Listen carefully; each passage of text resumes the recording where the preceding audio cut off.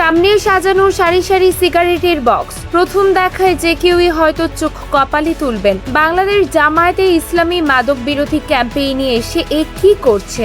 নিজেরাই বিলি করছে সিগারেটের বক্স, আর সেই ফ্রি সিগারেট নিতে মুহূর্তে ভিড় জমালেন সাধারণ মানুষ। অনেকেই হয়তো মনে মনে ভাবছিলেন, যাক, আগামী 2 দিনের সিগারেটের খরচটা অন্তত বেঁচে গেল। কিন্তু বক্সটি খুলতেই সবার চোখ চড়ক গাছ। ভেতরে নেই কোনো তামাক বা নিকোটিনের কাঠি। নিখুঁত প্যাকেটের ভেতর থেকে বেরিয়ে এলো একটি সচেতনতামূলক লিফলেট আর চকলেট। মুহূর্তের জন্য ফ্রি সিগারেট না পাওয়ার ক্ষোভ জাগলেও পরক্ষণে ঢাকা উত্তর জামায়াতের আমির ও মেয়র প্রার্থী সেলিম উদ্দিনের এই অভিনব কৌশলকে হাসি মুখে সাধুবাদ জানিয়েছেন বক্স নিতে আসা উৎসুক জনতা। যারা সিগারেট খায়, এগুলো খাইলে আমরা নিজেরাও সিগারেট থেকে মুক্ত পাবো।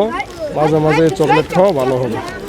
আর যারা তাদের মাদক দ্রব্যের জন্য উদ্যোগ নিছে, তাদেরকেও ধন্যবাদ জানাই। যেমন এমন উদ্যোগ সব জায়গায় জায়গায় করে মাদকের প্রতিরোধ করার জন্য জামাতে ইসলামকে ধন্যবাদ জানাইলাম।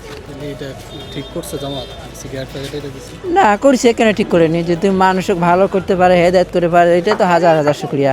অসুবিধা কোন জায়গায়? তামাকের বিষাক্ত ধোঁয়ার বদলে মানুষের মুখে মিষ্টি চকলেট প্রশংসা কুড়াচ্ছে সামাজিক যোগাযোগ মাধ্যমে। আতিয়া ফিফা মাশফি, বিপ্লবী বার্তা, ঢাকা।